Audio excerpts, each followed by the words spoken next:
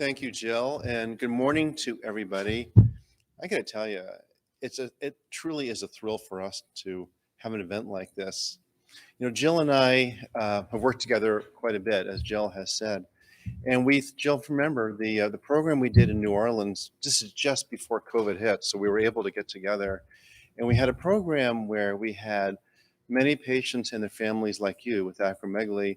And in the same auditorium, we had a bunch of my colleagues, international experts, neurosurgeons, endocrinologists, radiation therapists, nurse practitioners in the field. So we were commingling and having conversations that bridged the two together to form a kind of a multidisciplinary approach. So that was really wonderful. Then COVID hit, and we have not been able to get together. So it really is wonderful to see at least partial faces, the part of your faces we can see. I would like to do a couple things. One is introduce our team from Stanford who are sitting there. I'm going to ask you to stand up just so people know who you are. First, Juan Fernandez Miranda, who will be speaking in a couple of minutes. He's a neurosurgeon at Stanford. No, I can't see who my eye. Oh, wait, maybe I can see. Excuse me. Oh, there we go. There we go. Did everybody hear Dr. Fernandez Miranda's name? Okay, good. We won't do that again. I'd like to introduce Victoria Gates,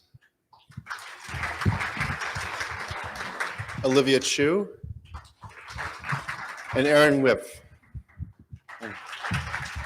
It does take a team to do this, as many of you have heard, and we have not been so fortunate to have someone like Catherine Jonas in our group, but we do have availability and accessibility of people like her, but not within the group, which is one of the wonderful things that Cedars-Sinai has done. But we have a great team to manage our patients.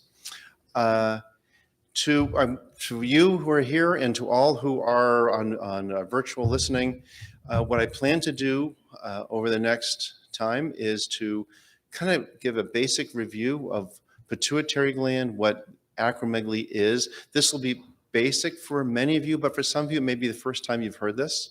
And I'm starting from ground zero on this, what the pituitary gland does, how acromegaly is caused, and what we can do about it once we have acromegaly. I will kind of morph to a conversation about the impact of COVID and how we have all moved, transformed into a virtual management scheme over the past couple of years, but now we're developing hybrid systems to get people back into the office, but how that's impacted. I'll review some literature of what people have learned about how this has impacted our care of patients. So for my eye control, one second. The button that's down. Cool. Okay, that's there. So this is a very basic first pass at this. This is a drawing of someone's head, as you can see, facing the side where the nose is pointing forwards. And a couple inches behind the bridge of the nose is where the pituitary gland sits. So that pituitary gland sits in a cavity called the sella turcica. It's a bony cavity right behind the bridge of the nose. It's attached to the hypothalamus, which is at the base of the brain, by a thin little stalk. And I'll show you this again. And that thin little stalk has blood vessels and neurons that feed factors and products to the pituitary gland from the hypothalamus that instigate and will stimulate secretion of hormones by the pituitary gland. This may be hard to see, but the point of it is where acromegaly comes from. So the picture on the top left is a person with a brain, and there are two hormones that the base of the pituitary, the base of the hypothalamus secretes into the pituitary gland. One is called growth hormone releasing hormone, and one is called somatostatin. Somatostatin reduces how much growth hormone the pituitary gland makes. Growth hormone releasing hormone stimulates it. And there's this push-pull in normal day physiology, which is why when we measure growth hormone in people, you'll see pulses. You may have seen us talk about that. So growth hormone comes out in pulses because you have stimulant and suppressant going all the time.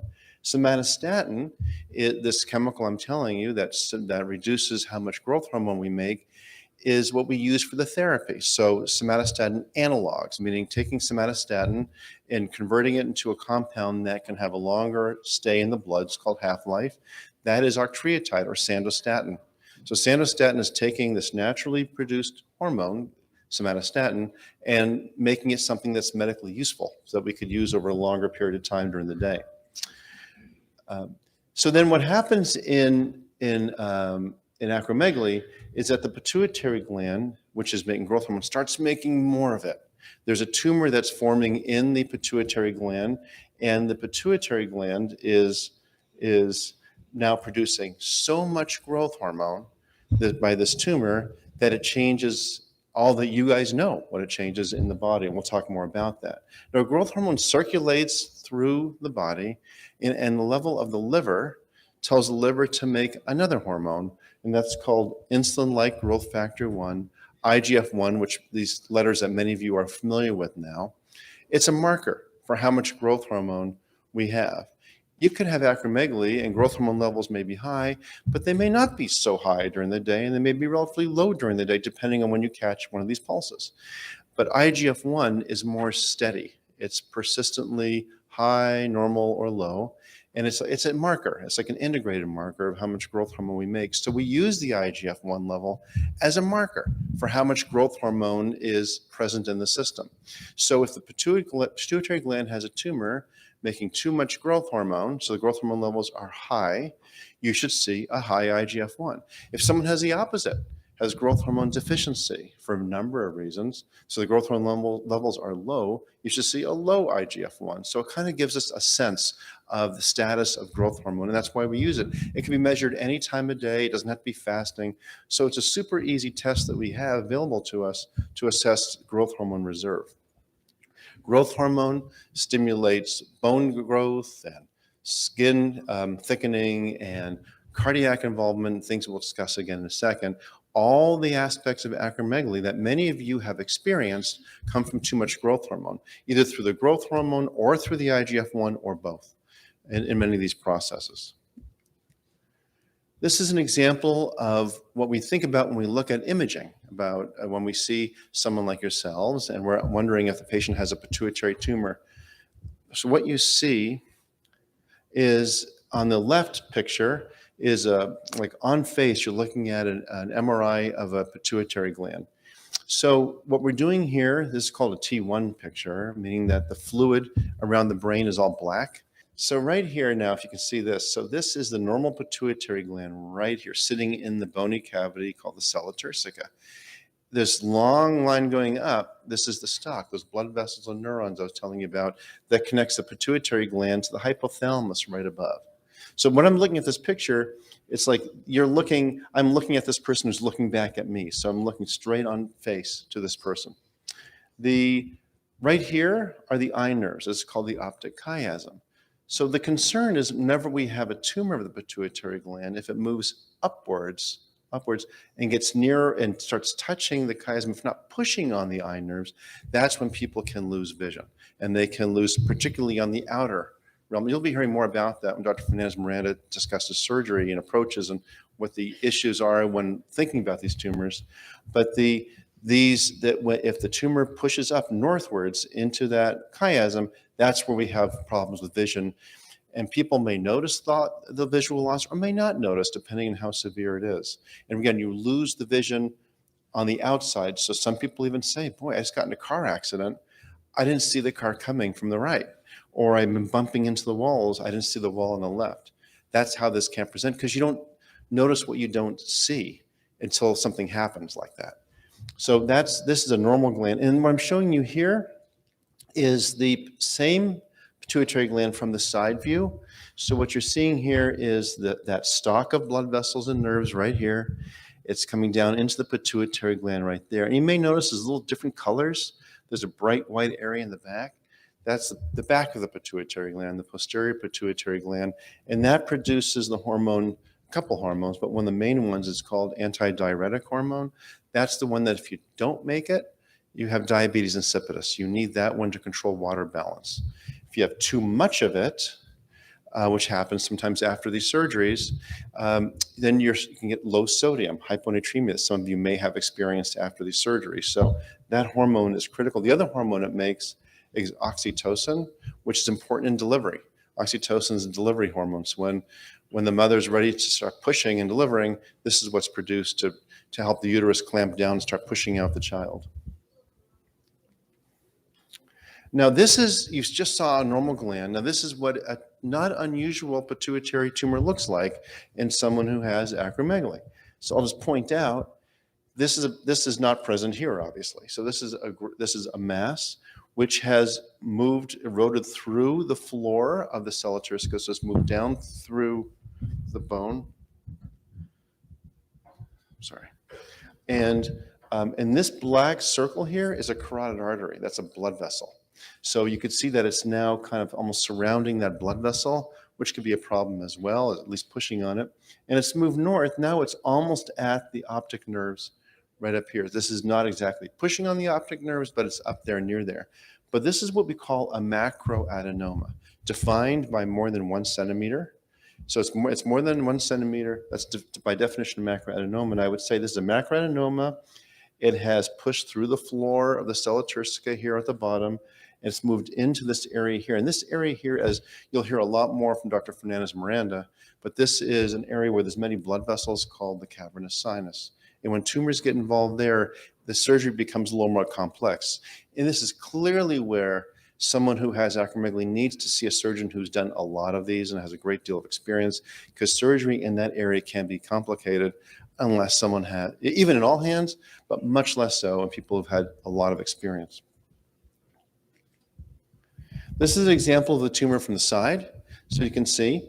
And here's the tumor. This is the same person. This black area is just air. So that's called the sphenoid sinus. The surgery is referred to as trans, which means across. Sphenoid, the sinus, transsphenoidal surgery. And this tumor is removed here again. You'll be hearing a lot more about this, but what I'm going to show you is that the tumor has moved northward. The top of the pituitary gland should be right where my coloring is here. It's moved above that, and it is pushing on the eye nerves from this angle. So this person probably has lost some vision based on that scan. And the job for us is to figure out, A, diagnose this correctly, what this is, B, get the appropriate therapy, which in this case would be surgery, to debulk it and save the vision. This is an example. There's nothing like an MRI scan that has an arrow in it. That really helps, really helps. I love it when they come like this, back from the radiologist. And it's pointing to a small, what's called a microadenoma. That means less than 1 centimeter abnormality in the pituitary gland. So this tumor is small. It's not invading any other structure. Here's the optic nerves, clear as a whistle. And this is a small tumor. And this could be making growth hormone, it can make prolactin, it can make a whole bunch of hormones come out of the pituitary gland. That's an example of a small tumor. These are, of course, if we're going to operate, easier to resect, much higher chance of long-term cure based upon small size. Now, when we think about growths in the pituitary gland, because some of you come to us because you had a concussion, maybe hit your head, you had a headache, and a scan was done. And the scan was done, and lo and behold, you get a call. There's something sitting in that part of your brain. There's something sitting in the sella area, in the pituitary area. What is it? Well, there's a whole host of things it could be. Many of these things we could differentiate by the radiologic appearance. But if it's a pituitary tumor, and often we can tell by the appearance what this is, those of us who've experienced in reading the MRIs, particularly if there's an arrow, again, that helps. And the different types of pituitary tumors, of pituitary abnormalities are shown here. Acromegaly is a type of pituitary tumor where the tumor is making too much growth hormone. Prolactinoma is a pituitary tumor where the tumor is making too much prolactin, which prolactin is important for nursing and women who have just delivered. So if a tumor is making too much prolactin, the body is almost tricked into thinking it's been pregnant and nursing. So the women start having nipple discharge and losing periods. That's what happens in these tumors. The most common type of tumor is the non-functioning. These are the ones where tumors are just found, just inadvertently found. It's an incidental finding. Someone, again, hit their head, fell off a bicycle, hit their head, a CAT scan was done, and they see a tumor in the pituitary gland, and it is There's no acromegaly on physical exam or testing. There's no prolactinoma and Cushing's, which is another disease we take care of. None of that. That leaves us with what's called a clinically non-functioning tumor. It's the most common one, but that would be one other type of tumor. And then there's some other things that can happen. Hypophysitis refers to just inflammation of the gland, as well as apoplexy means bleeding. Some people have bleeding into the pituitary gland. They present with severe headaches that come on very suddenly. Turned out they had been bleeding into a tumor. And then there's a bunch of other types of tumors and cancers we don't have to discuss now, but we were always thinking about what else could this be, including cysts. That can occur. Cysts is just like a balloon of water that could be sitting in there. So these are other types of abnormalities that we think about as well. So the onus is on us when we see people who have these abnormal MRI scans with some abnormality sitting in the pituitary gland is to diagnose it as pituitary or not. And if it is pituitary, then what kind is it? Is it a kind that's functioning, making a hormone, or not functioning? And if it's functioning, then we need to think about, could this be acromegaly? This is an example of what happens when acromegaly occurs in someone who is younger, who has their bony, when we grow, at some point we stop growing because there's bony plates that close, the bony plates at the end of our long bones. They close, so at some point, we're not going to keep growing forever, right? It's not infinite. We stop growing. And if the acromegaly, or the growth hormone tumor occurs before, can you still hear me in the back? Am I good? Okay, thanks. If the growth hormone tumor starts occurring after growth has stopped, so after the bone plates have fused, that is acromegaly that many of you know, where the body gets thick.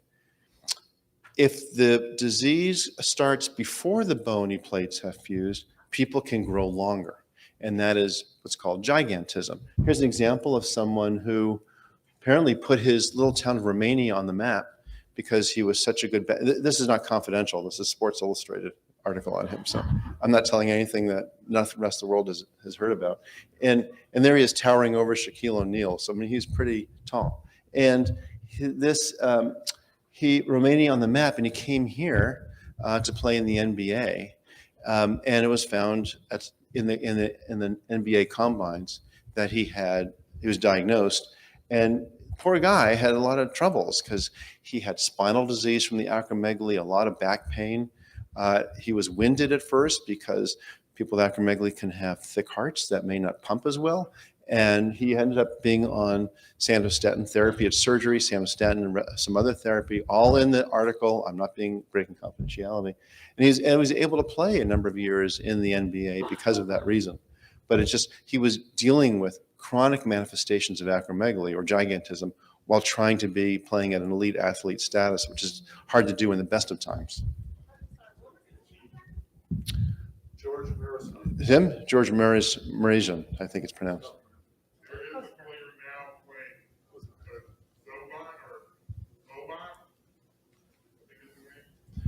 Okay, another person. So I want to go over the clinical features of acromegaly. Again, many of these are familiar to you. I'll just kind of read some of these. When you look through doctor's notes, you'll see these terms.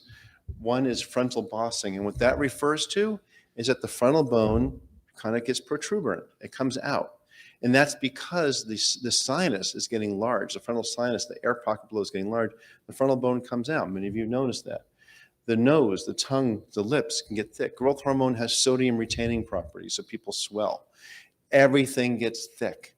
And what we call coarse features, many of you may have seen this, where the skin just seems rough because all the little pock marks get accentuated. And the skin is thick, and there's big lips, and you make a smile, and you see a very accentuated fold between the smile with the cheek. Prognathism refers to a large jaw, so the teeth can move, as many of you may have experienced, and the jaw can actually move out, and some people pretty severely. And in some people, after we've had therapy for acromegaly, we actually do jaw reconstruction surgery to bring it back to a normal level to help with the bite and appearance. Big hands and big feet.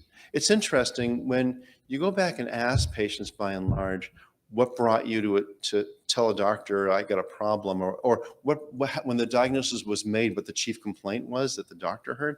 It's not that my hands and feet got bigger, despite the fact that many of the times rings are getting tighter or being cut, shoe size is increasing, the gloves don't fit anymore, but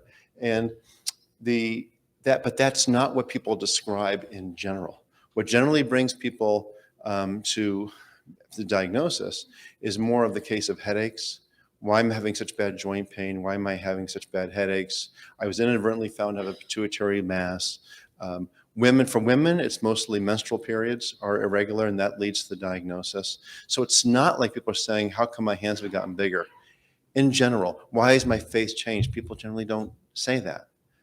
And the onus is on physicians to pick it up earlier, of course, but that's generally how it's diagnosed. Other things include skin tags. Thyroid gland can get thick and more thyroid nodules can occur, so we need to examine the thyroid gland on everybody with acromegaly, because thyroid nodules, although most of them are benign, they can have cancer. And there's no greater risk of cancer with acromegaly of the thyroid gland, but because there's more nodules, you're going to have a greater chance of having a thyroid cancer just by sheer statistics. Carpal tunnel syndrome, you may know what that is, when the wrist gets thick, the tissue on the wrist gets thick and impinges on nerves, and you can have pains and weakness in the hands. Common manifestation of acromegaly, more common than we think when you look for it. So many of you may have noticed that, tingling in the fingers, weakness in the fingers, that's called carpal tunnel syndrome. Increased sweating, perspiration. Many people describe this. It's like the growth hormones driving all the sweat glands to produce more sweat. And galactorrhea refers to nipple discharge. I was saying earlier that when I was talking about different kinds of pituitary tumors, we talked about prolactin tumors, and prolactin makes nipple discharge. So what it does, it's a nursing hormone. Growth hormone, IGF-1, can do that as well. And also, many of these patients also make more prolactin. It's often co-secreted with the growth hormone. So it's not uncommon that we see GH and prolactin coming out of the same tumor. And in that case, women will notice nipple discharge as part of the complexity of presentation. This is a picture taken by one of my colleagues when he was at Northwestern, published this showing how slow and insidious this disease can be. This is the same background because she's a school teacher. It wasn't like at home that kept saying, where's that gray screen? This is the school photos. And you can see over 11 years, the change that occurred, and they're subtle. Now, at the very bottom here, you'd say, well, look at that. I'll point out the features. Thick lips, it's hard to see, but frontal bossing. Now there's kind of a prominent forehead. She has a kind of thick nose, and you can kind of get a sense the jaw is kind of sticking out a bit. This is acromegaly, okay. But if you start going back in time, you can see how this will be missed. And now that you know she has it, you can go back and look at previous pictures and say, oh my God, lips were a little thick then. Why wasn't it picked up? And the same back here, but back in 1977, I would not have seen anything here. But here, this is now 7 years before, there are some signs of it, but they're subtle. And most internists don't see acromegaly in their lifetime. Most gynecologists don't see acromegaly in their lifetime. So they're not used to thinking about this. It's not high on their differential diagnosis. So they let it go in general, and which is tough. We've tried to work with different doctor groups, dental groups, podiatrists, all sorts, saying, look, if you see, like dentists, for example, if you notice teeth moving, it doesn't make sense. Gee, why is it moving like that? Over the last year, you've had teeth spacing. Why would someone as an adult start getting teeth spacing? Or if someone has sleep apnea syndrome, which is very common in acromegaly, and is having teeth spacing and a lot of joint pains, we're trying to get clinicians in different groups to think about this, to think about the kind of the potpourri of signs and symptoms of acromegaly. So, but you could see why this patient right here, and many of you probably have similar stories, you could see why it would have been missed in the years before, because it happens so slowly. We and others have published that by the time a diagnosis is made, there's a range how long the patients had acromegaly before based upon when they got diabetes, when they got hypertension, or based on photographs. And it's somewhere between a range, somewhere between 6 and 10 years, people have had acromegaly in retrospect before it was diagnosed. And hence, longer time for acromegaly to do its thing, to cause the heart disease, to cause colon polyps, which can result in cancer. All these things that we worry about, just more time of unopposed growth hormone. So the medical complications that we think about a lot include the cardiovascular complications, and what this generally refers to is the heart can get thick, so people may have heart failure. Generally not severe until the person is well along and much more advanced, which is more rare these days than it was when I was training, in terms of a very thick, if not what's called dilated heart, a heart that's giving up, type of heart failure. But one can also, because of the hypertension and diabetes, people can have coronary artery disease. So you could have heart disease with myocardial infarctions, heart attacks. Same can go for the cerebral system, stroke, with advanced disease, particularly if people have untreated hypertension and diabetes, which is common with acromegaly. So that's why we treat the acromegaly, but we are also aggressive at monitoring and treating high cholesterol levels, hyperglycemia, diabetes. We need to be treating those. If they're not being treated fully by managing the acromegaly, we need to be aggressive in other ways of treating that so that we don't put this person at risk for cardiovascular and cerebrovascular disease. Sleep apnea syndrome is very, very prevalent in acromegaly. So essentially, if someone has acromegaly and they're snoring, they have sleep apnea syndrome.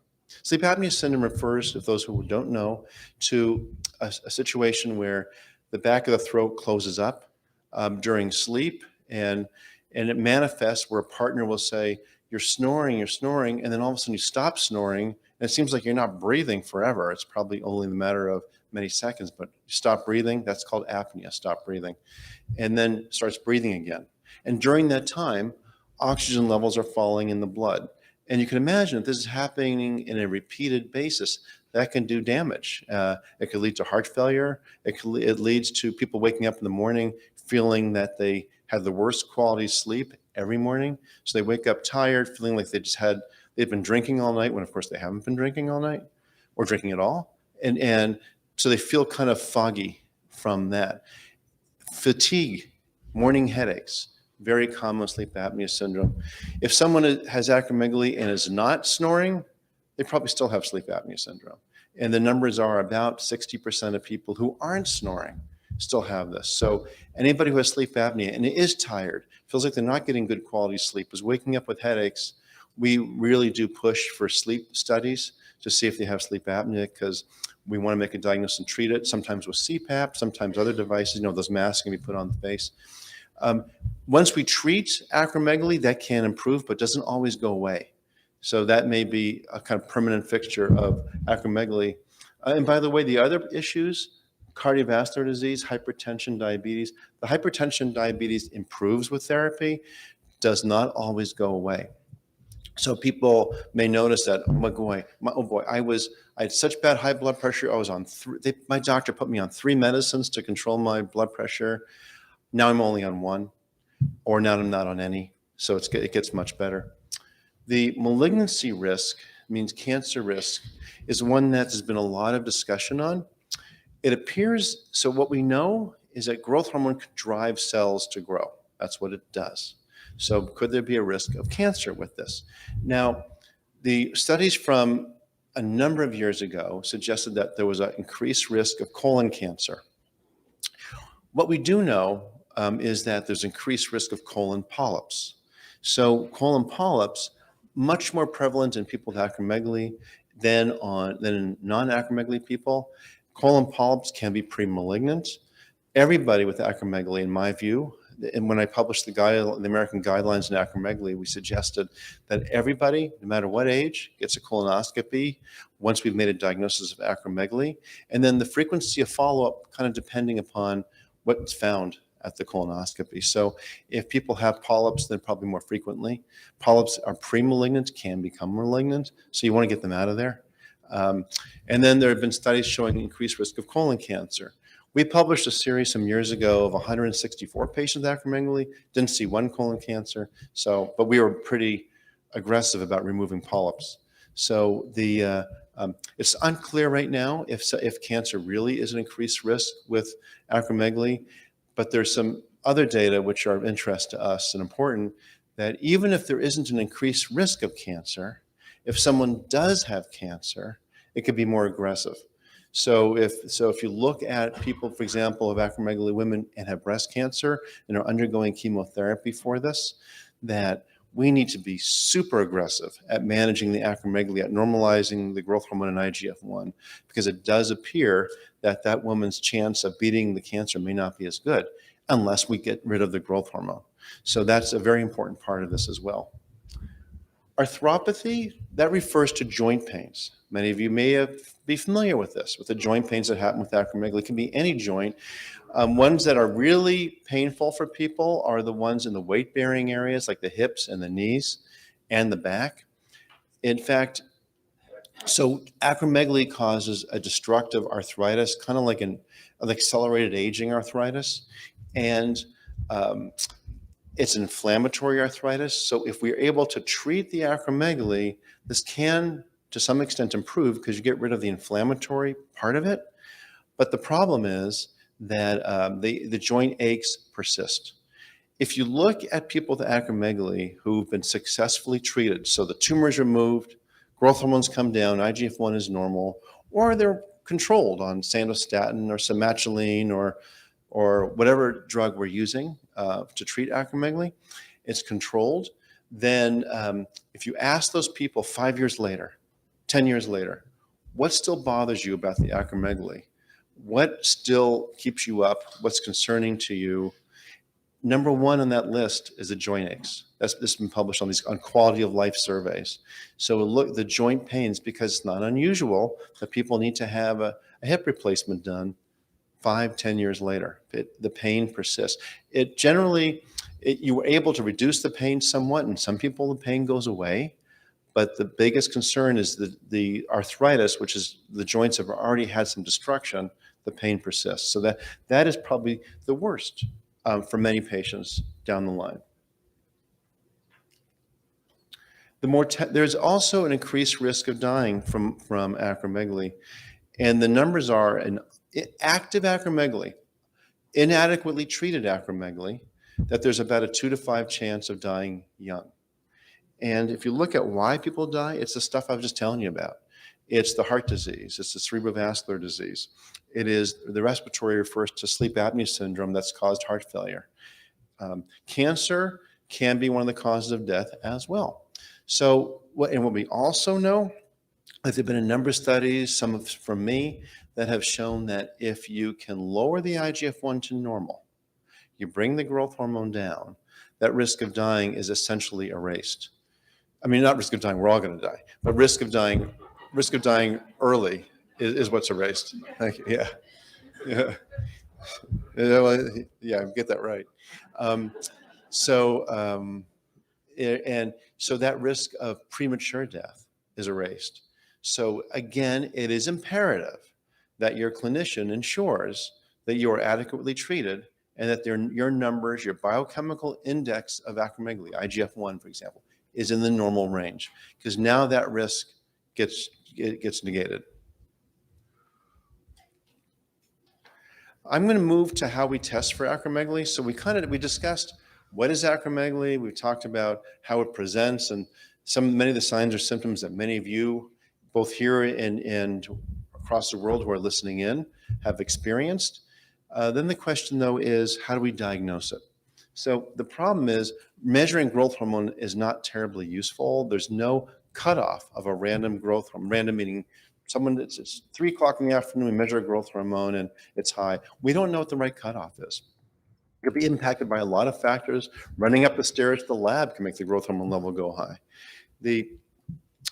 And also, much of acromegaly, particularly because we're getting better at detecting it earlier, the growth hormone levels can actually be low or in the normal range in people with acromegaly, although the IGF-1 level will be high. So in early acromegaly, we're not surprised if we have growth hormone levels that look like mine, assuming mine are normal, and the IGF-1 levels will be high. So growth hormone levels by themselves are not useful. Another test that we do is called a glucose tolerance test. We have people swallow a sugary drink. Many of you are aware of this one. And we're looking to see that should normally suppress growth hormone to less than 1. And if it does that, that's considered normal. So if it does not, if the growth hormone is not suppressed to less than 1, that's too high. And that suggests that somebody has acromegaly. It's a good test. We use it in many cases. The problem with it is that because so many people these days, and part of it is because of the assays we use for measuring growth hormone, the growth hormone levels are lowish. So someone may look normal on the glucose test when they really do have acromegaly, which is why, again, internationally, we're relying more and more on the IGF-1 level. This, again, is super easy to do any time of day. The big problem, so it has to be high with acromegaly. The big problem with this, with the IGF-1, is that there are a number of different tests out there for assays for IGF-1, and they're all different, and many of them are pretty poor. There are some that I know if I want to give someone a diagnosis of acromegaly where I should send the blood test, and I mean, I'm being jocular, but I know it's going to be high, and there's other ones that tend to be lower. I tend to use, in the United States, a lot of us have gathered on this, I really like using the Quest assay for measuring IGF-1. And the other important piece of this is whatever assay you start with, stick with the same one. So let's say you're about to be starting shots of sandostatin. Okay, sandostatin LAR, the long-acting somatostatin analog, sandostatin. If you start with Quest Lab, stick with Quest Lab, because you may find, oh, I went to the Mayo Lab, and now my IGF-1's high again. It's just because it's so confusing and because there's so much variation between the assays, stick with one assay. Whatever one you started with, stick with it. And we tend to use Quest assay, and that's what a lot of is done in the United States. In Europe, there's different assays that may be recommended. This one, a lot of us tend to use here because we just kind of bank on it in the United States. Okay. So we've had a patient, and this patient was diagnosed with acromegaly, had a high IGF-1, has a pituitary tumor. We saw it on the MRI scan. The person has the signs and symptoms. What do we do now? How do we treat somebody? And before I do, I'm happy actually to take a little break right now. I mean, you have to stay here, sorry. But a little break in terms of if you want to ask questions about what I've said so far about diagnosis or about how this presents. Are there any questions on this? And if so, remember you heard from Jill, you got to come up here and you got to hold the, where Olivia's standing with this. So you have to come up. And you can't move this, it's wired. You have to come, if you have a question, you have to come up here, please. Yes. And so come around. Yeah, if people online, is someone, okay. Over here, sorry. There's a gentleman right here. No pressure, but this better be a good question. So what I see in our community support page is a lot of people asking about the OGTT tests. Mm-hmm. The biggest question I think that comes about on that is, that's come up in discussion, is for the 4 tests, the 30, 60, 90, 120, if any of those do not suppress, are they considered to have acromegaly, or is it that more than one of those doesn't have to suppress? How do you actually look at that? So the question was, how do you interpret the OGTT? The way it's generally interpreted is if at least one of the values falls below the cutoff, that's suppressed. You don't need all the values to be below, as long as one is suppressed. And that's what the guidelines state. So if one of them does not go below, are they considered to have acromegaly? So normal is less than 1, okay? You could have 554.23. That's suppressed, if that answers your question. As long as 1 is below the cutoff, you're suppressed. Okay. Thank you. Again, thanks for coming up to ask the questions. We want to make sure the people that are listening in can hear the questions. I just want to follow up Bert's question. I know you said less than 1, but I've seen also 0.4. So the question about what's the cutoff, so 0.4 is a different story. So that is, we haven't talked about therapy yet. So after surgery, there has been considered a cutoff of lower cutoff of 0.4 in a morning growth hormone level, not necessarily for the glucose tolerance test, but morning growth hormone level. If you could hold off on that question, I'm going to talk about that when we get to therapy. But in terms of diagnosis, less than 1 is what is used. But I'll come back to answer your question in a few minutes, Okay. if I can. So my question is, we all have different levels for IGF-1 based on your age and sex. Right. So when a person or patient comes after the surgery and maybe a recurrence of acromegaly, do you stick strictly on the ranges versus maybe inputting some of the symptoms of what the patient is having? Basically not follow the range, but maybe lean towards to a lower normal range because of the symptoms. My question to that is because a lot of talking the support group that they feel much better with the lower ranges. Sure. I'm going to ask you again if I could hold on. I haven't gotten to therapy yet. So I'm going to discuss how we interpret the blood tests with therapy in a few minutes, if you don't mind. These are questions all about before surgery, before medical therapy, just on what I've said so far. We'll cover therapy in a minute. Is it true that growth hormone injections were promoted 20 years ago, and as it turned out to be a fad for anybody with endocrine failure? To your knowledge. Are you talking about giving growth hormone to people who are growth hormone deficient? Who are you referring to? To anyone who has a pituitary tumor.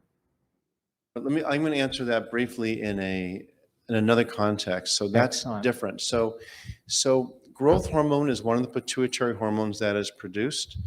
And it turns out that if anybody has any pituitary disorder, such as tumors, or has had surgery, or has had radiation to the pituitary gland, the first hormone that declines, this is not acromegaly conversations, you're asking a different situation.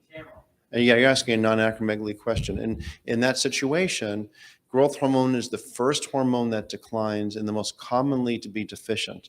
And we routinely consider, if not give, growth hormone replacement therapy to children who have low growth hormone to help them reach adult height, and to adults who have a deficient in growth hormone, because there's a whole complex, which we can talk about later when we talk about therapy, of what growth hormone benefits can have as replacement. Hi, you're an expert on this, and I can't find a lot of information on this. So IGF-1, it's called insulin-like. Can you speak to why it's insulin-like and what the physiological implications are that Sure. for people like us? Sure. That's a good question. So it's a factor that actually combines the insulin receptor. So what that means, so there's insulin, but you know, insulin, when it does its thing, when it binds to its receptor, it causes changes in uptake in glucose. That's what it does. If you don't make enough insulin, like type 1 diabetes, then the glucose levels rise because you don't have the insulin to push the glucose into the cells. That's diabetes. And insulin-like growth factor 1 is a factor which, when levels are high enough, it actually just binds to the insulin. Same thing. And it can, in some instances, make glucose levels go down. So it has insulin-like effects. That's what that means. And we see that play out in people who have acromegaly. Sometimes the glucose levels are high, hyperglycemia, sometimes they can be low. There's some diseases where it can actually, the glucose levels can be low. And that is what's called the insulin-like effects of this factor. It's as simple as that. It's a whole family of compounds that bind to similar receptors. That's where it comes from. There's IGF-1, there's IGF-2. IGF-2 is a much more uncommon factor that is produced particularly by a certain kind of cancer called sarcoma. And IGF-2 circulates, binds to insulin receptor, and causes a marked lowering of glucose. And patients with these cancers can present with severely low glucose, almost like they've been just taking extra insulin. So it has insulin-like effects. My question, I'm not exactly sure. When is somebody considered in remission of acromegaly, or is that once you have it, you always have? Yeah, that's a great question. I'm going to come back to that if you don't mind when we talk about therapy, but we haven't gotten there yet. And I'm going to talk about therapy of, if there's any more questions that are just about before we do therapy, I'm happy to answer them. If not, I'll get back to that. It's a really good question. I'll get back to it. All pre-therapy for a minute, please. You talked earlier about patients having joint problems, like Yeah. with the larger joints, like the hips and knees, and reporting continued pain in QOLs even 5 years after treatment. And I was curious, with cases that you've seen, if smaller joints, like the temporomandibular joints, are impacted by acromegaly. Yes. So the ones that people feel most are the ones that are the weight-bearing ones, because every time they step, they feel. But yes, you can have joints through the hands, elbows. TMJ pains can occur with this as well. But TMJ is more complex because people have this bony overgrowth and can have a large jaw. So the whole jaw undergoes changes with this, not only the elongation and the enlargement as manifested by a new bite. Now instead of the teeth doing like this, now the jaw's like this. And that also manifests and changes in the TMJ joint itself and pain. So sometimes when we're talking about jaw reconstruction, we talk about removing it's a staged procedure with braces and with some bones removed to do this. Also having to work out the TMJ itself and try it. Sometimes you almost have to do like a little arthroscopy because it can be so painful. Mm-hmm. And I'm sure other patients can relate to this with acromegaly being such a rare condition. You know, myself, perusing the internet and seeing mostly case studies or very small sample sizes with studies that have been conducted. I was wondering with occlusal changes, what I've seen in the literature is that acro patients will have, I think, underbites or interdental spacing increases. Yep. I was wondering in your practice if you have observed other occlusal changes like open bites or other forms of dental change. We're getting to the limits of my dental knowledge. What I'm aware of is what I was telling you about the underbite that's marked and the teeth spacing, and more than that I can't speak to. Okay. But and the TMJ pain as you discussed. Okay. Thank you. Sure.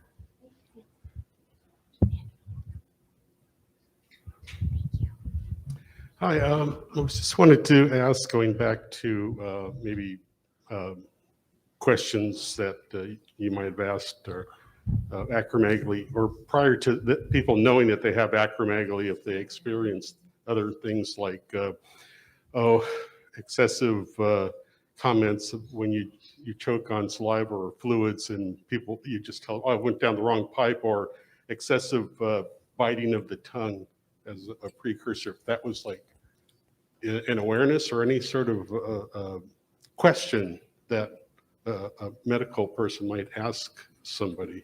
This is, by the way, what you just said is fairly common, that people, particularly if they have the medical term, the fancy term is macroglossia, that's big tongue. And where it gets, because the tongue can get so large, you could hear a change in voice, and people bite on it a lot. And so that is, and you see it when you ask people acromegaly to speak, you can see the tongue just filling up the mouth. So that is that, and the saliva, as you said, because that's partly because people have sleep apnea syndrome. They have extra saliva. Why? Because they have thickened back of the pharynx. So people often do describe that too. That's not usually what people describe to their physicians, but that's picked up pretty early when the endocrinologist starts asking questions to them. All that you just said is fairly common with acromegaly. Thank you. I'm glad you asked. Yeah, this question is based on a conversation last night at dinner with some people. And is there any new information about why did I get acromegaly? Is there anything that connects us that way? part two is there any new information or studies about genetics Mhm. and acromegaly and whether we can pass that on or anything else? Those are good questions, great questions. Okay, so, because I hadn't covered that, thank you. So where does acromegaly come from?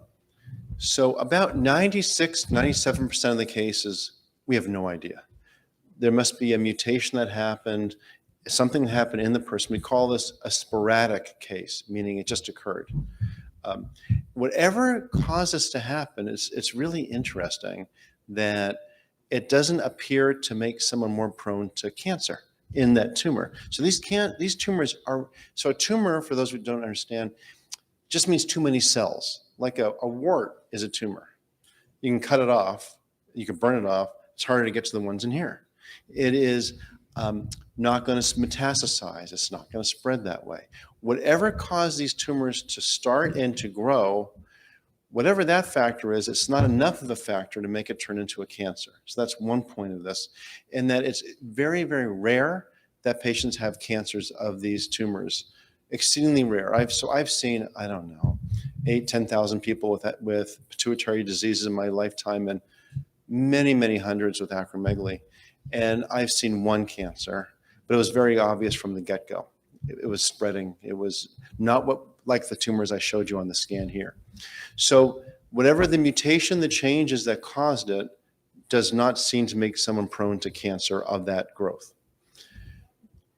About 3 to 5% of people who have acromegaly do have a genetic predisposition. And there have been a number of genetic studies that have looked at this. There's the most common one is called a mutation in what's called the menin, MEN1 gene. So there's something called familial endocrine neoplasia, MEN1, where multiple endocrine neoplasia, where what happens is people in the families who have this kind of genetic predisposition, they have tumors of the P's, pituitary, parathyroid, and when you have parathyroid tumors, that's not thyroid, but next to the thyroid, they make too much calcium, so people get kidney stones. The other P is pancreas. So there are families called multiple endocrine neoplasia 1 families. That's a mutation where we look for those tumors in those 3 Ps. In these families, almost everybody has had kidney stones. And a little less commonly, luckily, has been the pancreatic tumors. There's also another genetic mutation in what's a gene called AIP, which is important. It's called familial acromegaly. So this is just acromegaly that can be passed. So this has been found mostly in areas where there's a lot of inbreeding and like island populations where there's like, why is there so much acromegaly on this island? And it turns out they have this one mutation that's being passed, AIP. There's few other mutations. There's other genetic syndromes associated with acromegaly, neurofibromatosis, or several others that are. So there's a few mutations. But for the vast majority of people, we really don't have an obvious mutation that causes it. I wish we could have, because then we could figure out what that was that made it so that it became like a growth but doesn't become cancer. There's a lot of interest in whatever these changes are. That helps you. Okay, last question, then we're going to move on to the other questions on therapy. Just a quick answer to the question asked about dental. I'm a dentist. Oh, great. Thank God. Thank God. Dental sequelae, stomach symptoms, whatnot, people are talking about. You see that. It's possible. You can have it without acromegaly, but if you have acromegaly, you can expect those. And most of those are treatable. Thanks so much. Oh, thank God there's a dentist here.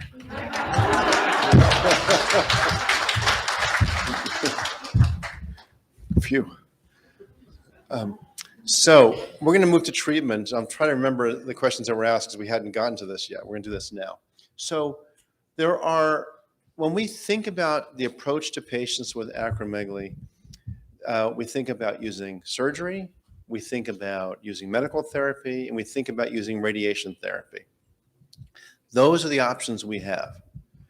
We generally like to think about surgery first because this has the best chance of fast and permanent cure.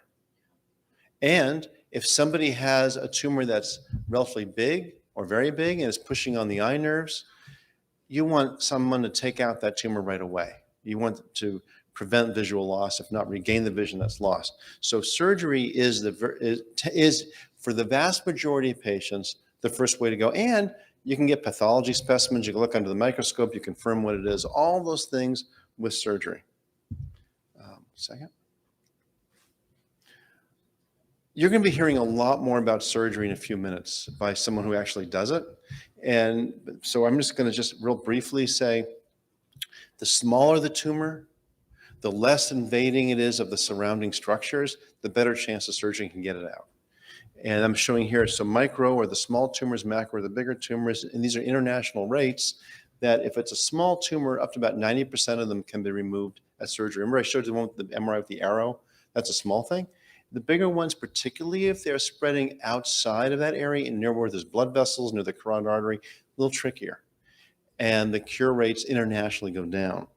The cure rates are the highest when you have someone like I'm fortunate to work with at Stanford. You'll be hearing in a few minutes, who've done thousands of these.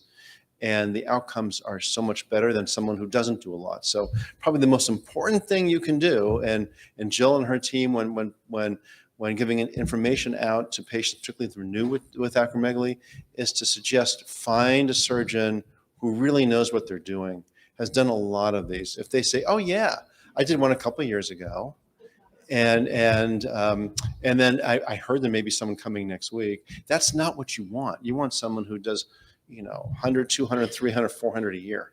That's because that's what you need. You need someone with experience. Complications of the surgery in good hands and experienced hands is very low. Are very low. Very rare that death occurs. There's other risk of with CSF, the fluid leak, and I'll let Dr. Fernandez-Miranda talk more about that. And low pituitary function. If the normal gland is wrapped up in this tumor, it may be impossible to separate out the tumor from the normal gland. The normal gland may be resected in block, and if that happens, now someone may need to take pituitary replacement hormones, hydrocortisone for steroids, synthroid, thyroid, testosterone. And I was going to move to also about fertility drugs for women who are trying to get pregnant. There's various ways we have to think about this. Sometimes we even give growth hormone back to the question that was asked. There are some people who we do such a good job of treating the person, getting the tumor out, the normal gland out, unfortunately, that now the growth hormone levels are too low.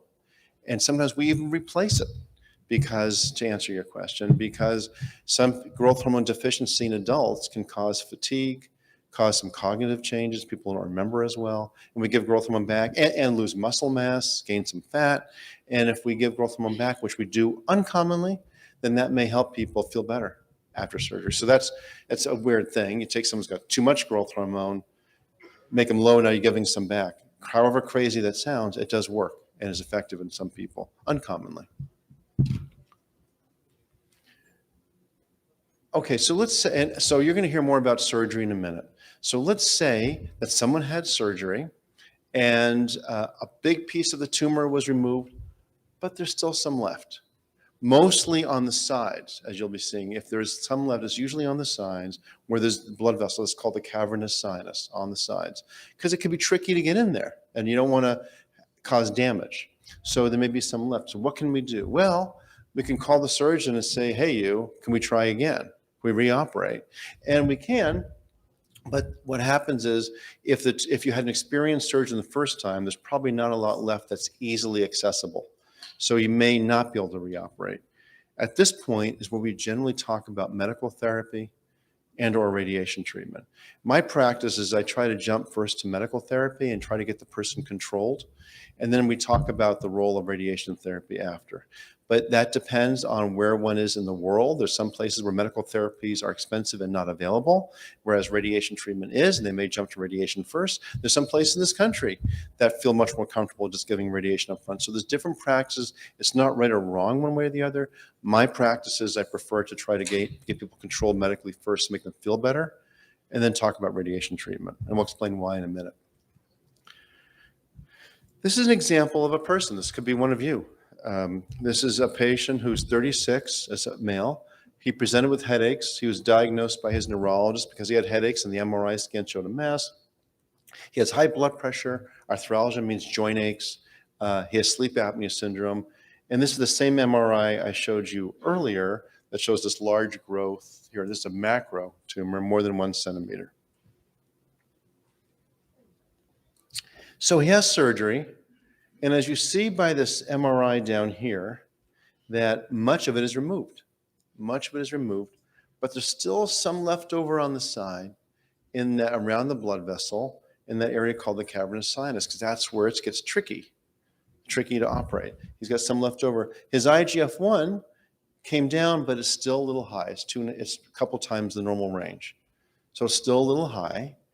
He has the disease I told you about. His sweating has gotten better, but it's still there. He still has some medical issues that are persisting. The rest of his gland is functioning great, luckily, so the surgeon was able to leave normal hormone function from the normal gland, but he still has this disease. So what do we do? So this is, I'm showing you this is right out of the guidelines we wrote for the Endocrine Society. So what is the role of medical therapy? Generally, it's the top line. Generally, medical therapy is used for people who have persistent disease after surgery. That's generally where we use medical therapy. Someone's had surgery, unsuccessful at removing the whole tumor, person still has acromegaly. This is where we use medical therapy. It can be used as primary therapy, meaning that it's the first therapy of all. And some people, particularly if someone has a tumor that's mostly on the side, so the surgery isn't going to be that successful at removing. We already know that because there are some tumors that are way off the side. Or it may be the patient has a preference, like for example, a school teacher. It's February, they're in the middle of school, and the last thing they want to do is undergo surgery right now because classes don't end until June. So, and so they may say, let me start medical therapy now. And it's at a time when I have more availability, such as the summer, I'll consider surgery then. That's not an unusual conversation. So that'd be a time we would start with medical therapy first.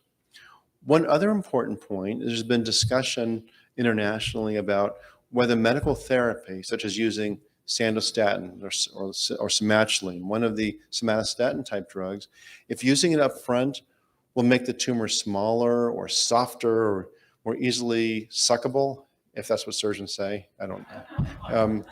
Something like that, and it more easily removed. Yeah, none of that sounds, please. Thank you. Don't make a sucking sound. So so we'll make it better. But the data have not shown this. So the data have not supported using these drugs for 3 to 6 months before to try to enhance surgical outcome. It doesn't work that way. Surgical outcome has not been improved by that. On the other hand, there are patients, some of you may have experienced this, are pretty sick. May have really severe sleep apnea. They may have a really full throat, a big tongue, and that can make the anesthesia process complicated. It may result in traumatic intubation, for example, or put people at risk they have bad heart disease, at risk for arrhythmias around the time of the surgery.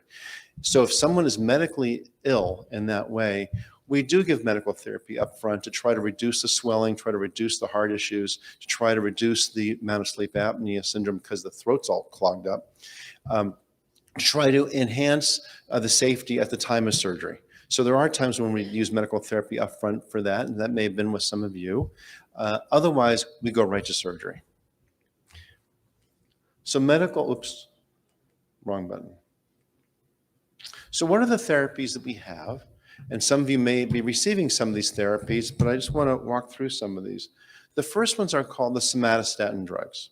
SRL means somatostatin receptor ligand. That's a complicated way of saying it binds to receptors, binds to catcher's mitts sitting on these cells. It binds these catcher's mitts grab them, the drug does its thing. And the most common one we have are lanreotide and octreotide. That's termed somatostatin and sandostatin. These are given as monthly injections, and they are the ones we have the most experience with. They're effective, and as shown in this little schema, it goes right to the pituitary tumor, and it makes the pituitary tumor stop making growth hormone, and maybe even shrink. The other drugs I'm listing there, pasireotide is a relatively new drug. It's more potent than either octreotide or lanreotide. It's also given as a monthly injection. The good about it is it's more potent at lowering the growth hormone and IGF-1.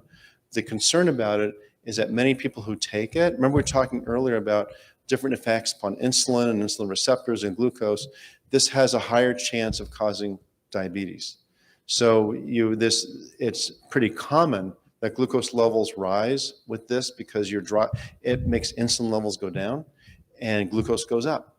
And that happens in about 2/3 of patients. So patients often, now their growth hormones are under better control, but now they have to take some medication like glucophage as one medication example to treat the hyperglycemia.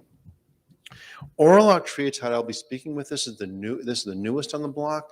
This is called Mycapssa. It's an octreotide pill that was FDA approved for people who have responded to and or tolerating lanreotide and octreotide. It's a twice-a-day pill that people can switch to so they don't have to get injections anymore. And I'm going to talk a little bit about that. Oh, I'm also shown here, whoops, wrong button, is cabergoline. That's a dopamine drug. That's not FDA approved in the United States for treatment, but it can be used for treatment, and it does work in many people. It's a lot cheaper than the other drugs, and it's a pill. In my hands, I've not been very successful using it, but others say they have, but it is another option that we have available. And the last drug I'm going to spend some more time on in a minute is called pegvisomant. I don't know if any of you in this audience are on this, but pegvisomant is a drug which we developed, I think our first publication was in the 90s at some point, where we found it's a human engineered growth hormone. It's a really cool medicine. It's an engineered growth hormone that's engineered to go to wherever growth hormone goes and just block the effects. It blocks it. So it's called a growth hormone antagonist. So it's been modified to prevent normal growth hormone from working. IGF-1 levels fall. That's how it works. So bypasses the tumor and goes wherever growth hormone goes and makes IGF-1 levels fall. So just to say again, a little detail about these drugs, because some of you are on these drugs, so you know what we're talking about. So the traditional ones are Sandostatin LAR, that's a long-acting one, and Somatuline Depot. They're very similar drugs, similar benefits, similar risks. The biggest risk of these really are some people get stomach upset, particularly right after an injection for the first few days. Gallstones is a risk with this, and once in a while people have to have gallbladder surgery to remove the gallstones. These drugs work about 30 to 40% of the time to normalize IGF-1 levels. And so they're effective drugs. They work really well at taking care of the headaches. They work really well for pain relief. They normalize IGF-1 a little fewer of the times internationally. So those are about the numbers of how often it works. But when it works, it's great. It's just a shot once a month. But there are side effects, as I was telling you about, particularly with diarrhea or constipation can happen as well. So in this case, I started Somatuline, lanreotide autogel. IGF-1 came down to normal. Yay. So that would be a success. And we could leave this medicine on for a lifetime, or we can consider surgery. And by the way, I think there was questions about how we monitor success. So in this case, we just look for normal IGF-1. There was a question, I'm trying to remember now, that was about growth hormone cutoffs of 0.4. I'm going to address that now. So generally, most of us use IGF-1 for knowing if surgery was successful or medical therapy was successful. But there are also questions about after surgery using different growth hormone cutoffs. For example, if someone had surgery and we're measuring a morning growth hormone and a couple of days later, in that growth hormone, there are some places that recommend a much lower number, like 0.4, as a cutoff for surgical success. That's true. The only problem is the studies where that was done use assays that have lower levels of results than most of us do when we're using the assays that are available to us. So it's not clear how useful that is. That said, and I've published some of these guidelines that say, after surgery, a growth hormone level less than 1 is what we'd like, is great. Less than 0.4 is fantastic in terms of giving you some prognosis, prognosticating, meaning predicting future IGF-1 being normal.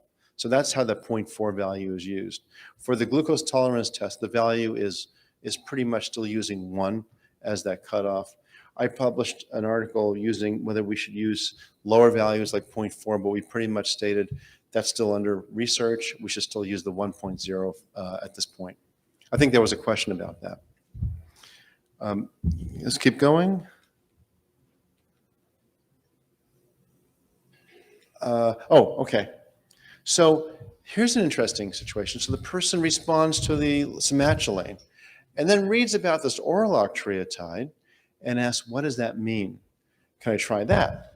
So again, I want to talk to you a little bit about this because we're hearing more and more about it because it's becoming more and more available. It's relatively new on the marketplace for us. So what is oral octreotide? So the drug is called Mycapssa. It's an oral octreotide capsule. It was approved by our FDA for a treatment therapy, maintenance therapy in patients with acromegaly who have responded to and tolerated treatment with octreotide or lanreotide. So these are somebody who was placed on octreotide, placed on lanreotide. Everything's done much better. Patients are tolerating it well, meaning they're not having too much diarrhea. They're not getting bad constipation. Those are the usual things that people have problems with, if they do. And they want to try to not have to have shots. Can I take these pills? It's administered as a twice-a-day regimen. It's not a simple regimen, so you have to take this at least 1 hour before a meal and at least 2 hours after a meal, which for some people that's easy peasy.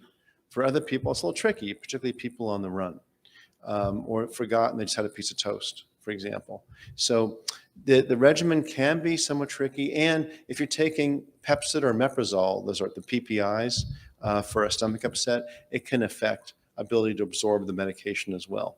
So if you're able to stick with this regimen, it works really, really well. And in the main study where this was used, so these are all patients who have been placed on sandostatin or somatulane and then switched over to Mycapssa. What happened here is about 2/3 of people maintained control. So there's about 1/3 of people who need to switch back to the sandostatin and somatulane injections, but about 2/3 of people were able to stay on this oral capsule. And you know, it'd be nice if you have an oral capsule, you don't have to go in and get injections. You just take your pills. You could just travel with them. It's just a pill. And compliance tends to be pretty high with this. The only concern, as I said, was the regimen, which may or may not fit into people's schedules. Like, for example, I have students that say, look, I eat whenever I see something. And you know, I'm trying to run to class and someone hands me a bologna sandwich, I'm going to eat it. And I forget about it. And, you know, and then I just taken my pill and that kind of impedes the absorption of that pill. So it makes it hard. For someone like that, this may not be the right regimen, but for others, it could very well be. So I want to bring that to your attention on this, again, the newest person on the block. So on this case, this is an example where I did switch him to the oral octreotide capsule, and it worked. His IGF-1 normalization was maintained. So I'm bringing this to you if you're not on it, if you want to think about it, or if you've heard about it, just so you have more knowledge about what that means, Mycapssa. Okay, other alternatives. Now, cabergoline is the dopamine agonist that is, you know, we usually use it for treatment of prolactin tumors, prolactinoma. But it can be working here. It's not FDA approved for use here. It is not, but it can work. It's oral. It's much cheaper than any of these injection therapies. And you can carry it with you. You don't have to go in and get an injection. And it can work. The problem with it is the side effects, that people can get stomach upset and they can get dizzy on this. But it's something to consider. And we generally use it for people who have more modest disease so that the IGF-1 level is high, but not too high. Someone has some headaches, but they're not really wickedly bad headaches. Because if they're really wickedly bad, we'd probably shoot more for one of the other drugs. But there's something to think about as well. And we use it quite a bit in our practice. Okay, the last drug therapy class I want to discuss is pegvisomant. And again, if anybody in this room or in the audience outside is taking pegvisomant, it's the one I told you is a growth hormone blocker. So this is a drug. It's growth hormone. It's been engineered. It's an interesting molecule. So this is growth hormone that's been rebuilt, so that it still binds to its same catcher's mitt, the receptor on those cells, but it blocks those cells from doing anything. So that it becomes inactive, and it blocks all the normal growth hormone from doing anything. So it bypasses the tumor and goes everywhere in the body that growth hormone would circulate to, and it blocks it. So it is a growth hormone blocker. It is effective. It's one of the more effective of the drugs we have available to us. It works in about 60%. Remember I told you like Sandostatin, Somatuline work in about 30 to 40%. This works in about 60% of people. Effective, usually tolerated well. It's a subcutaneous injection, so people have to give themselves shots, usually a couple times a week to every other day. It depends on how much drug is needed. But and we could talk more, but if you have questions about using it, Olivia, who's here, can answer any questions you may have about its use, if you have any questions about its use. It could be used as first-line therapy or as therapy and added on to the Sandostatin or lanreotide. The side effects of pivicimod can be rarely include tumor growth, and because it's not touching the tumor, so it's bypassing it. So we do MRIs. It's pretty rare that the tumors grow on this, but we do monitor for it with serial MRI scans. Okay, I'm going to move forward.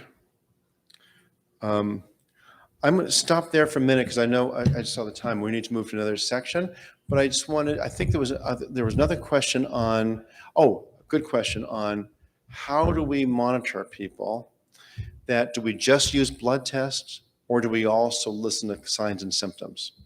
And there is, just to say about that, I think in my next slide deck, I have some information on that, but essentially is this. There was a nice publication by a friend of mine named Eliza Gear in New York a few years ago. And in this paper, they looked at a survey of what doctors were asking and getting information, and then what patients were not asked and what they were thinking.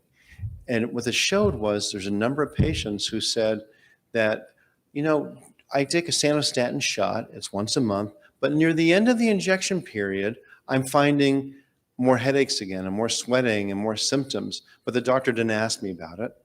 And it's almost like the drug is giving up on me, and then I get another shot and it comes back again. So that's one thing I urge you when you're speaking with your physicians, your endocrinologists, just to make sure you tell them if the drug is working the whole time, because they're probably just going to be asking you overall how you're feeling, and here's the IGF-1 level, but quality of life is more than that. And we need to know exactly how you feel the whole way through. There are people who IGF-1 level comes down to normal, let's say within the normal range somewhere, but they're still having some symptoms. They're still having headaches, still having joint aches. Sleep apnea syndrome is pretty rough. Sometimes we don't know what the right IGF-1 level is. We're not smart enough to know if this IGF-1 level that may be normal for one person will be normal for this other person. We don't know. So when we approach people who are on therapy, that we ask them, okay, look, your IGF-1's fine, but how are you really feeling? And as Jill was saying, there are surveys out there that can be used to assess acromegaly quality of life. And we ask questions like, okay, the IGF-1's fine. From that standpoint, we've done a good job with the dosing of the medication. But how are you feeling?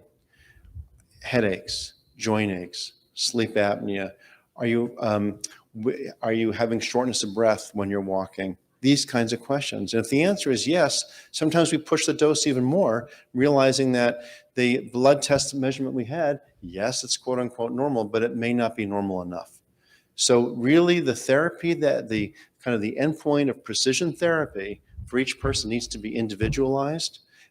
It's not just a normal blood test. You have a low battery in this thing. You're about to lose this thing, just so you know. Does that make sense what I just said? Okay. Jill, should I just move on and then have questions at the end? Okay. So the next topic is about what it's like being a patient with acromegaly and COVID. And we're talking a little bit about secondary management of the adrenal insufficiency part of this. So why am I bringing this up?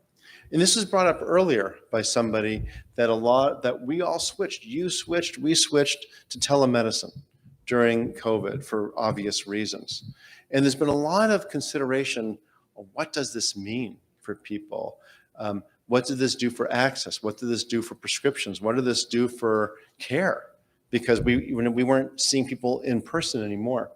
And it's interesting that there have been some cases, obviously it led to a delay in surgery during those times because surgery was closed off in many hospitals during this. I know I'm at Stanford Hospital and we closed all elective surgeries unless it was, severely urgency, like life and limb kind of surgeries. And so people had delay and they had disease that was being untreated. Interestingly, there's been research study by pharma that showed there was no change, no great impact on medication use during this time. So prescriptions and medication use did go as planned. What didn't go as well, of course, was, again, surgery being delayed. And then the contact, if people had side effects, need to be examined, it was harder to do that because it was being done on telemedicine. The other part of this was the concern, is COVID a greater risk in people who have acromegaly? Will people get sicker with COVID, particularly during the Delta variant early on? Not as much now, but still, what do we know about COVID and acromegaly? So what we know about COVID is that patients who have this is well known, the comorbidities and what that does to COVID. So people who have diabetes, obesity, cardiovascular risk were at greater risk for bad outcomes from COVID. Again, particularly with the Delta variant in that first year, as I'm sure you remember. And patients with hypopituitarism may have these same, meaning low pituitary function, may have these same comorbidities. So the concern was that people with acromegaly would therefore be at greater risk with COVID. I could tell you just in summary that none of the studies that I have seen or heard about or conversations I've had with people like myself internationally have shown that there was any greater risk of COVID outcomes in people who have acromegaly. We just didn't see that. Again, we were concerned about it really because of the comorbidities, which remember is people with comorbidities that seem to have worse COVID. But that did not play out as far as we can gather with people with acromegaly. Then came the question about the adrenal insufficiency piece of this, that how we manage adrenal insufficiency. I want to talk a little bit about what adrenal insufficiency means. So adrenal insufficiency, so remember, adrenal gland sits above the kidneys, makes cortisol, the steroid. And if your adrenal gland stops making cortisol, and that's the primary problem, that's called Addison's disease, meaning that the adrenal gland is just stopped functioning. If the pituitary gland isn't working, it's not making a chemical called ACTH. And we don't make ACTH. ACTH circulates the adrenal gland and makes cortisol. But if your pituitary gland is shot, not working, not producing ACTH, then the cortisol levels will fall. That's called secondary or central adrenal insufficiency. That means the pituitary gland isn't working. And what we knew also is that if you take too much steroids, those of you who may be on hydrocortisone or prednisone, we're deliberately careful about how much we give back. If you give too little, people don't feel well. They get achy, get dizzy, lose appetite. If you give too much, may gain weight, may get bruising easily, may be at infection risk, and that's a problem as well. So you try to get the dose just right. So there's a risk for undertreatment, and there's a risk of overtreatment of adrenal insufficiency. And then the greatest risk of adrenal insufficiency for those of you who have ever had adrenal crisis, meaning that got so sick they had to go to the hospital to manage the adrenal crisis because you were vomiting, maybe went to KFC, started vomiting. How many here like KFC? Not many people probably, right? Oh, one. Oh, there you go. So yeah, and I do like the wings, I have to admit.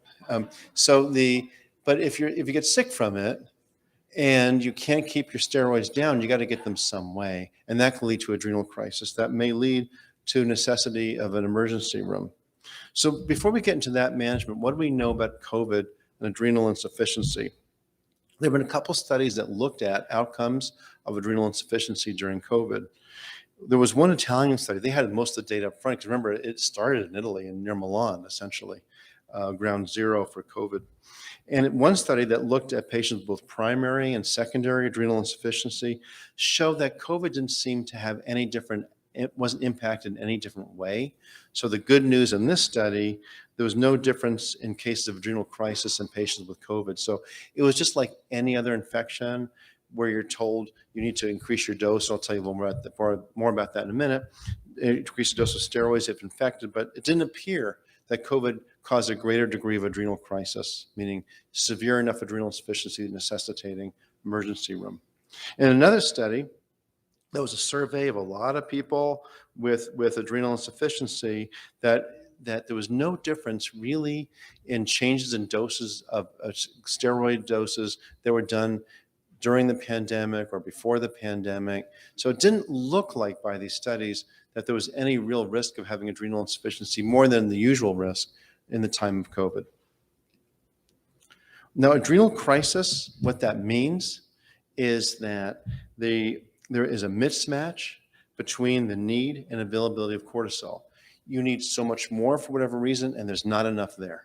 And the pituitary gland that produces the ACTH that goes to the adrenal gland and says make cortisol. Stress would make this go up. So anytime you have a fever, anytime you're having surgery, you get in a car accident, or someone scares the pants off you, so you get really spooked, your body's going to pour out ACTH and pour out cortisol. But what if you're not able to make all that ACTH and make all that cortisol? What will happen then? That is adrenal crisis, when you have this mismatch. And there's a whole host of how this can present. This is probably super hard to see in the back, and we could share these slides, but essentially, mild adrenal insufficiency symptoms is like a flu. Those of you who have experienced this, it's kind of like icky feeling, achy feeling, dizzy feeling, maybe nausea, don't feel like eating. That's minor adrenal insufficiency. In more severe and more crisis, it could lead to low blood pressure, if not shock, hospitalizations, and even death if not treated appropriately because of the shock. So it's supremely important to know if someone has adrenal insufficiency. Particularly, it's super important that people have some kind of medical alert bracelets, so that as soon as they get to the hospital, the nurses and the physicians will know the person has adrenal insufficiency and will give steroids right away. They should. So that's number one lesson: have a medical alert bracelet. But either way, adrenal crisis can be a life-threatening process. So again, it's a life-threatening process, and people can go from really quickly from having kind of mild flu-like symptoms to severe crisis with being unconscious. What can set this off? I gave the example of KFC and not being able to keep foods down, but it could be a lot of other things more commonly. It could be an infection, a bladder infection, a slight pneumonia, a viral syndrome, a physical stress such as surgery or trauma, or even a severe psychological stress can set this off. So when these things happen, it's super important that you at least double your steroid doses at that time to try to avert this. And in some cases where you're not able to keep the steroids down is where we use injection therapies. So the treatment. And Olivia, can you come up for 1 second? Olivia, she who works with me. So during crisis, just to let you know, the adrenal gland usually makes about 5 to 10 times the normal amount of steroids. It's pouring out steroids in us to try to deal with the trauma or the event that's setting this off. We need prompt treatment with steroids when these situations arise. We can use intravenous or intramuscular injections of hydrocortisone, and then we continue the steroids at high doses. For example, people are in the hospital just to make sure, because normally when we make steroids, we make a big bolus of it, and then over the next few days, it slowly comes down. That's normal. So we give a lot of steroids up front, and then we slowly taper them down either through intravenous ways, intramuscular ways, or through by mouth. And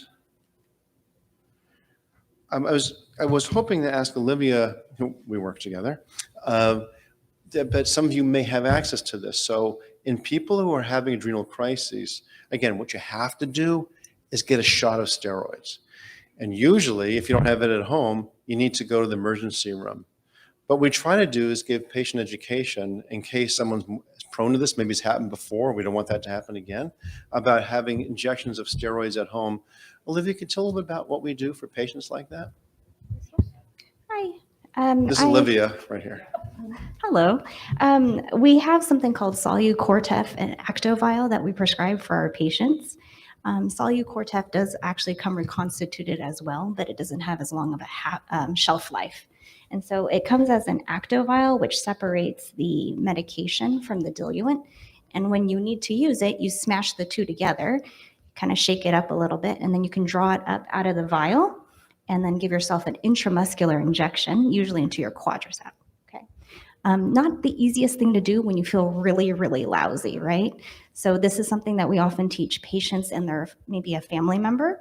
And the medication can or cannot be, may or may not be covered by insurance. And so sometimes we, patients pay out of pocket for maybe 2 or 3 vials, keeping one vial maybe at home, maybe one vial at work. They're places where they might be for the majority of their time. And then we might educate the patients on how to give an intramuscular injection, how to, stab an orange in the clinic. And that's kind of the education they receive. Patients may or may not be interested in this. It may not be something that you're comfortable doing or that your loved one is comfortable doing. But if you've been to the emergency room a couple of times for a simple injection and you could have saved yourself an emergency room visit, this is a great option. And so we often teach patients how to give intramuscular injections and try to get authorizations for these medications, but it's just an option that's available. Thank you. How many people in this room, have any of you used these types of 1, 2, 3? Yeah, again, not everybody needs, thank you so much, Olivia. Any questions for Olivia before she takes her long journey back? Yeah, and if you have a question, you got to come up here and use the microphone. I heard that one. That Okay, one is there you about go. the shelf life, right?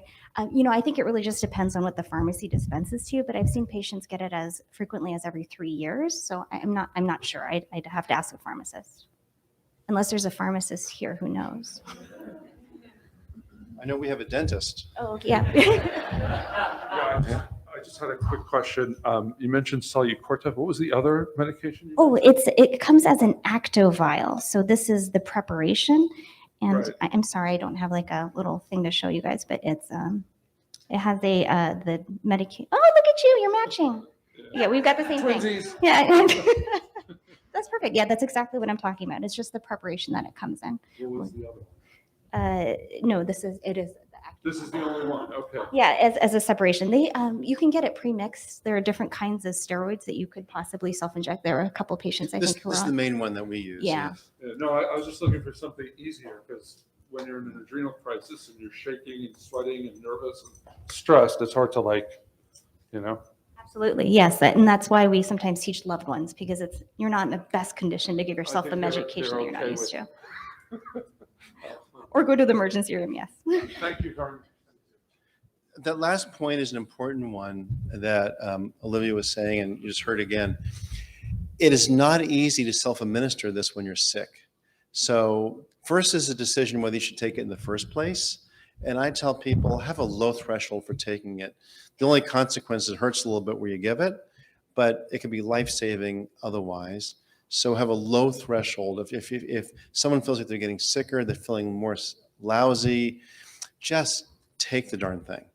But when you do this, it could be really hard to give it to yourself because people are shaky. They may be shaky, they may feel sick, they may not be thinking 100% right. It's super important that others who live with this person, at least one other person is trained to do this. Not everyone has a partner who's in healthcare, right? But there's partners, it's not hard to do this and be trained on how to do this and learn with the patient, with you as patients. So I would recommend doing that very highly. It can be life-saving. I'm going to skip that. I talked to you about a little bit about medical alert bracelets. Get one. This could be totally life-saving as well. I'm just showing you here, there's an Addison's disease self-help group. I don't know, Jill, if there's other options that are available that you're aware of, but there's other websites or groups, but almost every pituitary type of group has access to something like this, of some information that you may want to have in your wallets and purse. But an alert bracelet or necklace would be, again, critical if you have adrenal insufficiency. There's a question about what to do about the vaccine if you have adrenal insufficiency and how to manage steroids if you're going to get the vaccine. So I did a survey, an international survey, right around the time the vaccines came out of all the pituitary specialists internationally. And I can show you, so we asked questions like, so this was not a brilliant study. I just did a survey of asking people like me how they handled steroid management if someone had adrenal insufficiency at a time of a vaccine. So I did this international survey, and this is basically the results of this I could summarize for you is that the majority of physicians said, and this is how my practice has been, is that we leave the steroid dosing as it is if you get a vaccine, whether it's first vaccine or booster, keep the same dose. But if in the days after you get a fever, or you have significant joint aches, you feel lousy like some people do with the vaccine, double the dose at that point, double or triple the dose for a day or two until the joint aches get better, and then dial down to the previous doses. So we generally did not give extra steroids up front. We waited to see if that was someone, and give it to someone who actually had symptoms of adrenal, what sounded like could be like adrenal insufficiency, probably just the vaccine, but to combat the stress of the vaccine, take more steroids at that time, if that makes sense. Now I'm at the end, I think. So we have, I think, about 5-10 minutes. Okay, thank you. I'm happy to answer any questions, the things that I didn't discuss radiation treatment. I'm not sure if Dr. Fernandez-Miranda, are you going to be discussing that?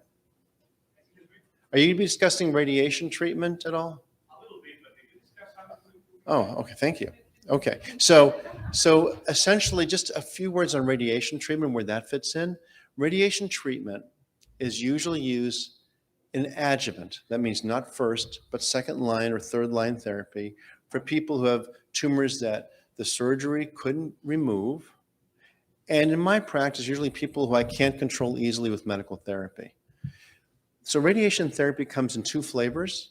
One is a fractionated bit of radiation where a little bit's given every day for 6 weeks, or what's called radiosurgery, like gamma knife or cyber knife, where it's given over just 1 day or a few days.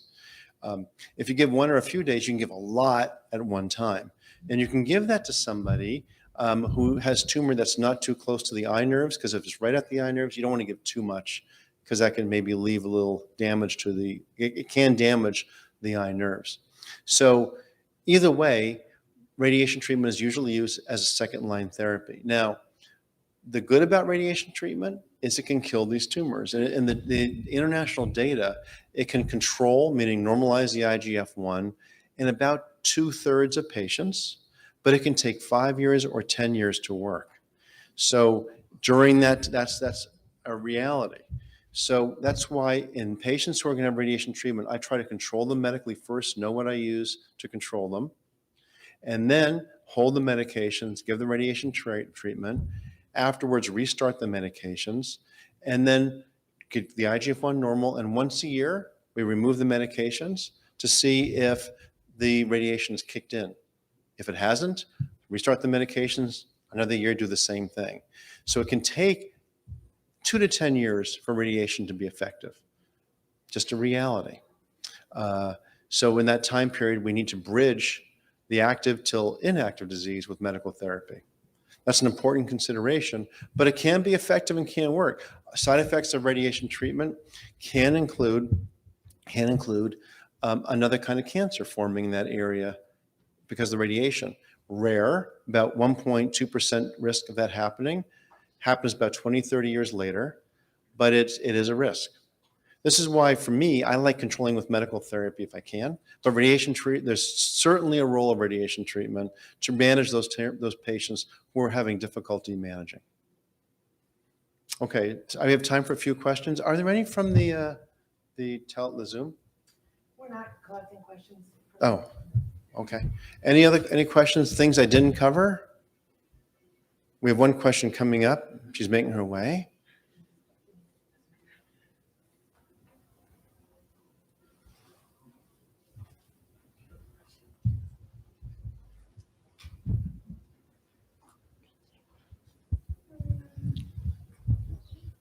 Is it possible to have proton beam radiation when the tumor is wrapped around the optic nerve? That's a very good question. So I didn't discuss proton beam, but I'm glad you brought it up. So proton beam radiation, the radiation I was talking about before was using gamma rays. That's heat radiation, essentially. But you can use radiation with particles, protons. That's a piece of an atom. And there are several places around the country. I trained at a place in Boston where we had proton beam facility. It's used to give high doses of radiation, higher than you can give with regular radiation at one time, particularly for some malignancies in the brain. It's the best one to use. Proton beam is kind of like the other gamma knife and cyber knife ones I was saying. Because it gives a lot of energy, we try not to use that in someone where the tumor is right up against a really important structure, like the eye nerves. If you have a tumor that's wrapped around the eye nerves, protons would probably be not a good idea, like gamma knife or cyber knife, which you can only do in 1 or a few days, but you run the risk of damaging the optic nerves, which can lead to blindness. I'm not willing to do that. No, but the other radiation, the fractionated conventional, where you get a little fraction every day for 6 weeks, that would be the indication for that. Because you're giving lower doses every day, the eye nerves are seeing less radiation, much less risk of radiation damage. Thank you very much. Sure. Pass the torch to you. Pass it along down.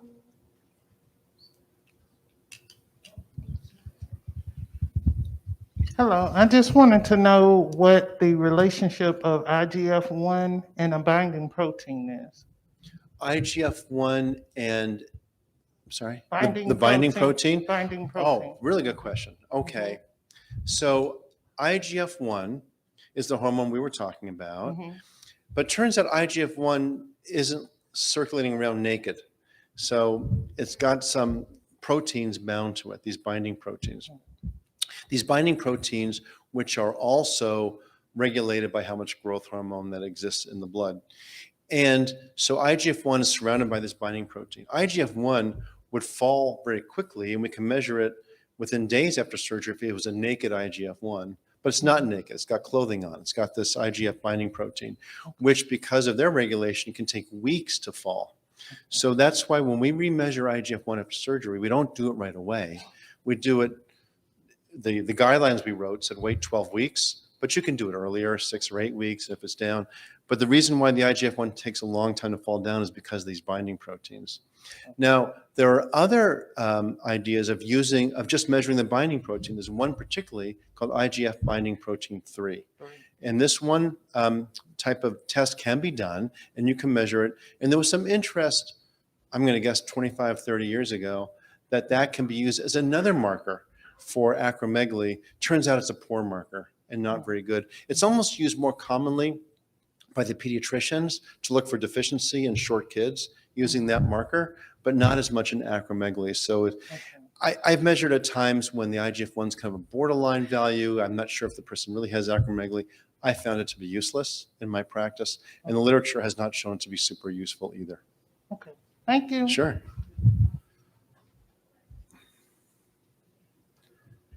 Thank you so much for this. It's given me about 100 questions, so I have to select one out of 100. But do the second one. If you had a patient, that had residual tissue up against the carotid artery, not the optic nerve, what might you consider in those situations? Yes, that's a great question, and not uncommon question. Part of the question I'm going to leave to Dr. Fernandez Miranda, because he can tell you a lot more about how complex it is to separate out, if you have to reoperate in those situations, how to separate out the tumor tissue from the carotid artery. Of course, you don't want to damage that carotid artery. So that's partly a surgical question, but I can tell you, if the tumor is wrapped around the carotid and the surgery is getting really complicated, and he can tell you a lot more about that, we generally are on the path of do no harm and may shave off as much as we can, but leave a piece attached to the carotid artery and consider either post-operative radiation treatment or just immediately start medical therapy at that time. Because that could be that may be a game day decision about how it looks like and how adherent it is to the carotid artery. And I'll let Dr. Fernandez-Miranda chat about that when he comes up in a few minutes. Hi. Hi. Hello? Okay. So I know you talked about gamma knife and then 20, 30 years, possibly cancer, risk. Can you elaborate a little bit more about that? About the cancer risk? Yeah, like, Sure. for as a patient who's had gamma knife, for example, what would you do to kind of, keep track and make sure that doesn't happen, or, try to get on top of that? Sure. That's a very good question. So it's not just gamma knife. This is from any radiation has this risk. No matter what kind of radiation, whatever it's given for, there's a risk of a secondary, we call it secondary cancers, like a different one happening right then. The most common one is a meningioma. That's another kind of pituitary tumor that can occur there. So the good news is it's rare. The bad news is it can happen. So we generally monitor with serial MRI scans. And at some point, they're done about every 5 years. There's different practices for how rapidly one should be repeating the MRI scans, but generally it's about every 5 years for surveillance just for this. So we generally do annual MRIs for the first maybe 5 years and start spreading them out. And after 10 years, start doing about every 5 years just for the secondary risk surveillance. Okay, so how do I ask this question? So if a patient hasn't, okay, this is kind of hard for me to try to frame it in a third person question, but if you can just. Hypothetically. Yes, sure. Okay, Yeah. so I have not been following up with my endocrinologist because I went to see him. I live in this area and I've been going to UCSF, and that's just kind of a trek. So I have not seen them for probably 10 years. So, so what would you recommend that I do? I probably should get on that and see. In general, approach to this is you just need someone who's going to be monitoring you. You need someone who's going to be doing the surveillance. Okay. Everybody needs to be somewhere, somehow. Okay. Okay, thank you. Sure.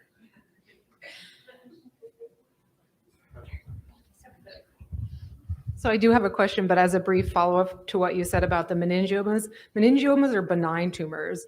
So they do occur, but they're actually not cancerous. So that's a good thing. Well, except for to say that in the when this happens as secondary malignancies, the meningiomas are more aggressive. Yeah. So the meningioma that people They see grow primary bigger. are benign, but the ones that we're talking about, the rare event, and when this happens many years later, they're not as benign. No. They're a more aggressive variety. Mhm. So my question was about specifically the tissue enlargement hypertrophy, because a lot of people experience joint laxity because of tissue hypertrophy, and that doesn't really get talked about ever. And that can actually lead to serious joint issues. And then the other thing is, why does it happen that some people that are in, like for example, a person that's been in remission for a very long time, biochemically controlled for a very long time, why does it happen that the tongue does not reduce back to normal when everything else tissue-wise has? That last thing is a mystery to me too. Yeah. So the tongue, it can get smaller, but in many people it just seems like it's still big. Yeah, it so doesn't. it does get somewhat smaller because a lot of the tongue is made up of fluid, and, Right. and the fluid is recede, but it still can be large. I've never heard a good explanation for it. Is it but because of would it be the type of tissue? Is there a type of like collagen, something that's just like the joint tissue has collagen? That's why it stays enlarged. It doesn't really reduce, the joints stay large. sounds as good as any explanation I've ever heard. I don't have a good answer for that. I don't know. But people do experience that. And it's been interesting. People have had to have the jaw deconstruction surgery, the tongue can be one of the problems I if know. it's large in that setting. Yeah. I agree with you. How do you? So tell me what to do. Okay. Okay, a couple more questions. Last two. I'll try to speak real quick. So hypothetically speaking, for a patient who comes to you status post tumor resection, Yeah. and they have been on treatment for several months, their IGF levels are continuing to rise. However, repeat imaging is clear. What could be the possible etiology of the values growing if there's no obvious sign of residual tissue or tumor?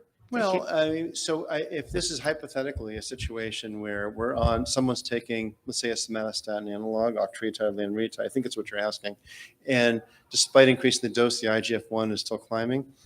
Either there's a tumor there, and we're just not able to visualize it for reasons that are unclear. It must be really small. We approach that like we would anybody who has active disease. Well, this therapy isn't working. Maybe the tumor is changing in its expression of the right receptors, even though it's hardly visible. And we would just probably start doing something different at that point, such as combination therapy, that medicine with pegvisomant, the growth hormone blocker. That would be an indication to do that at that point. Do you ever recommend repeat surgery or radiation therapy in a case where you don't see the tumor cells? Would you go in there? Or would that be risky? This is getting into some of these complexities, and maybe Dr. Fernandez-Miranda can say some more about that when it's his turn. But to say that if there's tumor target that we can see, and if it is surgically accessible and someone is responding less to medical therapy, we think strongly about reoperation. If there's tumor that's visible, that's off to the sides, and the surgeon, Dr. Fernandez-Miranda, tells me, I don't think I can get to it, it's a little dangerous if we try, and yet the IGF-1 is going up despite medical therapy, that would be an indication for radiation treatment at that point. Combination therapy maybe, but we need to be a little more definitive because this is showing a more aggressive nature. We would probably radiate at that point. Thank you. Sure.